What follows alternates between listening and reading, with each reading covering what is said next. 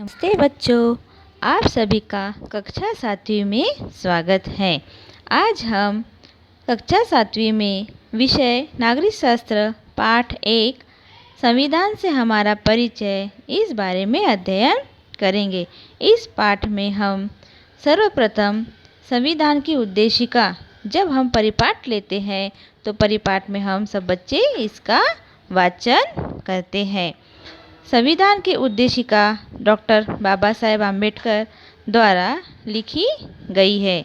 संविधान वैसे तो बच्चे विस्तृत है, लेकिन उद्देशिका हम उसका सारांश रूप में अध्ययन करते हैं। तत्पश्चात मैं आपको इस पाठ में संविधान से हमारा परिचय में सर्वप्रथम आपको प्रस्तावना बताने वाली हूँ कि हम इस पाठ में आज क्या क्या सीखने वाले हैं, संविधान बनाने में कितना समय लगा और यह किसने लिखी और इसमें क्या क्या नियम है। परिवार में आचरण अथवा व्यवहार के नियम नहीं होते हैं बच्चों, लेकिन हमारे लिए कुछ संकेत और मर्यादाएं होती है। प्रत्येक परिवार में कुछ नियम होते हैं, लेकिन वह हमारे लिए कटिबद्ध नहीं होते तथा वह हम अपने आधार पर बनाते हैं, यानी कंपलसरी, जिसको बोलते कि ये हर परिवार में होना ही चाहिए, ऐसा कोई नियम नहीं है। हम अपने परिवार में अपनी सुविधा के अनुसार हमारे लिए मर्यादा और कुछ संकेत तैयार करते हैं तथा उसी प्रकार गांव और महानगरों के शासन के नियमों में भी विविधता दिखाई देती है और उसी नियम के अनुसार शासन भी चलता है तथा देश के शासन संबंधी नियम भी व्यापक होते हैं। संविधान की रचना डॉक्टर बाबा साहेब आम्बेडकर इन्होंने की है तथा संविधान निर्मित के लिए 2 वर्ष 11 महीने और 17 दिन का समय लगा था तथा इसके अंतर्गत 22 अनुभाग हैं, 395 धाराएं हैं और 8 परिशिष्ट है तथा इसके आगे हम इस पाठ के माध्यम से संपूर्ण जानकारी प्राप्त करेंगे। चलो बच्चों, आगे बढ़ते हैं। सर्वप्रथम हम संविधान यानी क्या, संविधान का अर्थ यह समझेंगे। संविधान के अर्थ के अंतर्गत इसका गठन कैसे किया गया है तथा इसके कौन पास करता है यह समझेंगे। देश का शासन चलाने से संबंधित कानून एवं प्रावधान एकत्रित और सूत्रबद्ध पद्धति से जिस पुस्तक में उल्लेखित किया जाता है उसे संविधान कहते हैं।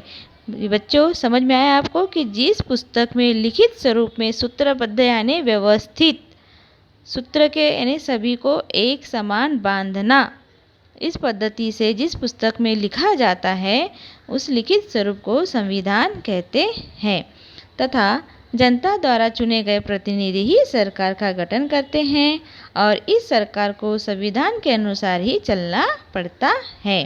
संविधान से विसंगत रहने वाले सरकार के कानून को रद्द करने का अधिकार सिर्फ और सिर्फ न्यायपालिका के पास ही होता है।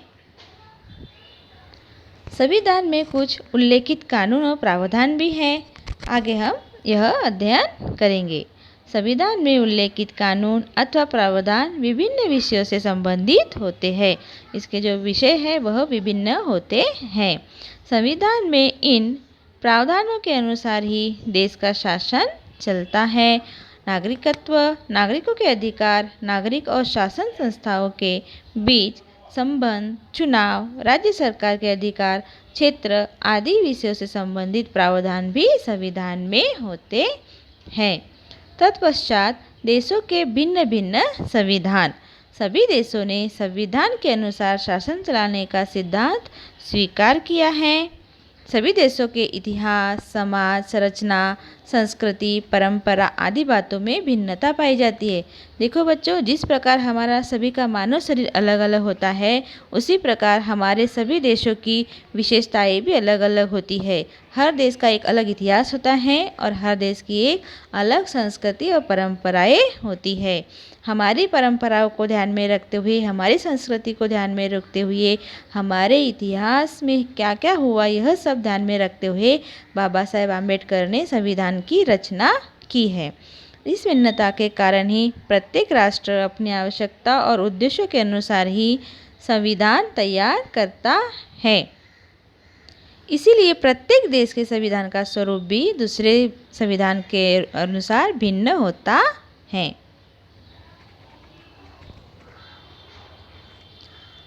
बच्चों, जिस प्रकार हमारे देश का संविधान अलग है, हमारे देश का संविधान लिखित स्वरूप में है, उसी प्रकार कुछ देश है जिनका संविधान जो है लिखित और अलिखित स्वरूप में भी पाया गया है। तथा हम अमेरिका और इंग्लैंड के संविधान के बारे में अब अध्ययन करेंगे। ईस्वी सन 1789 में कार्यान्वित अमेरिका के लिखित संविधान में 7 धाराओं का समावेश है।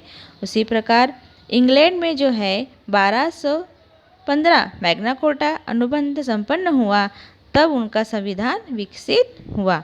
इंग्लैंड का संविधान जो है बच्चों वो अलिखित स्वरूप का है।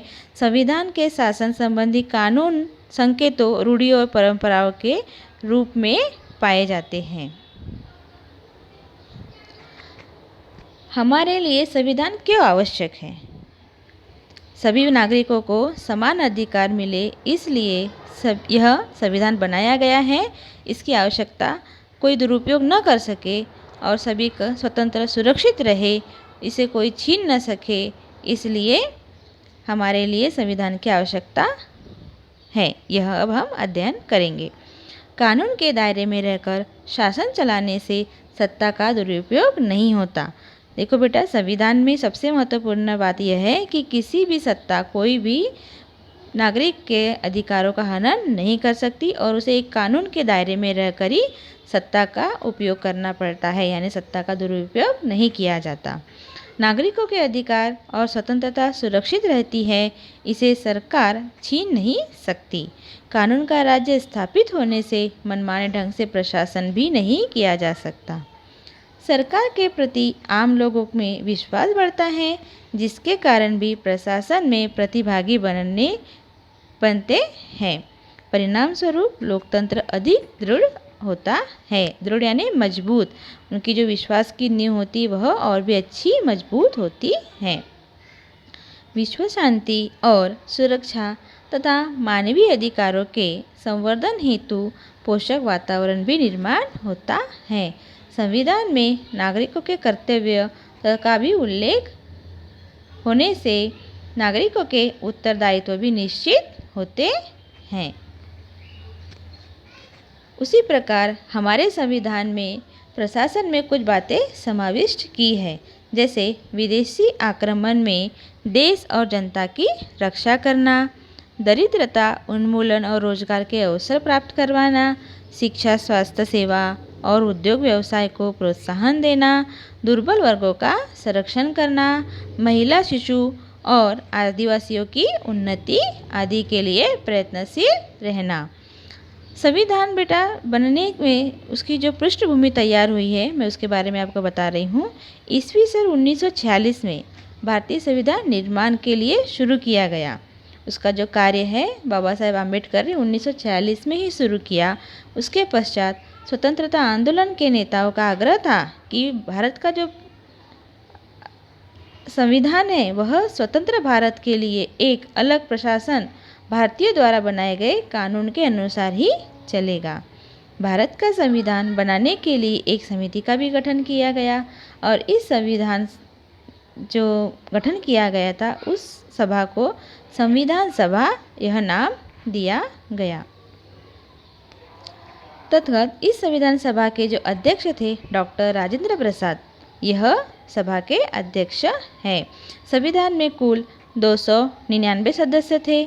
15 अगस्त 1947 को हमारा भारत स्वतंत्र हुआ तथा इसके पूर्व हमारे यहाँ अंग्रेजों का शासन था। जो अंग्रेज सरकार जाने के बाद राज्य में प्रशासन की सुविधा की दृष्टि से मुंबई प्रांत, बंगाल प्रांत और मद्रास प्रांत जैसे विभाग गठित किए गए और इन प्रांतों का प्रशासन वहाँ के जनप्रतिनिधि चलाया करते थे। देश के कुछ हिस्सों का प्रशासन वहाँ के स्थानीय नरेश भी चलाते थे। इन क्षेत्रों को रियासतें भी कहते थे और इन रियासतों के जो प्रमुख होते हैं उन्हें रियासतदार भी कहते हैं। तथा संविधान सभा में प्रांतों के और रियासतों के प्रतिनिधियों का भी समावेश था। बच्चों, डॉक्टर बाबा साहेब आम्बेडकर को भारत संविधान के शिल्पकार कहा गया है। क्यों कहा गया है? क्योंकि उन्होंने संविधान बनाते समय बहुत ही मेहनत की है, रात दिन चिंतन किया है और विविध कानूनों को पढ़ने के बाद, किताबें पढ़ने के बाद ही उन्होंने संविधान की रचना की है। संविधान का एक प्रारूप तैयार किया है। वह संविधान सभा के मुख्य थे कि उन्होंने अपनी सूझबूझ से भेदभाव न करते हुए संविधान का निर्माण किया है। मुख्यतः उनका योगदान रहा है जल प्रबंधन, पत्रकारिता, अर्थनीति, विदेश नीति, राष्ट्रीय सुरक्षा, सामाजिक न्याय और आदि क्षेत्रों में भी डॉक्टर बाबा साहब आम्बेडकर का योगदान रहा है। संविधान दिवस, बेटा अभी हमारा संविधान बनकर तैयार तो हो गया, उसके बारे में मैं अभी आगे आपको जानकारी देने वाली हूँ।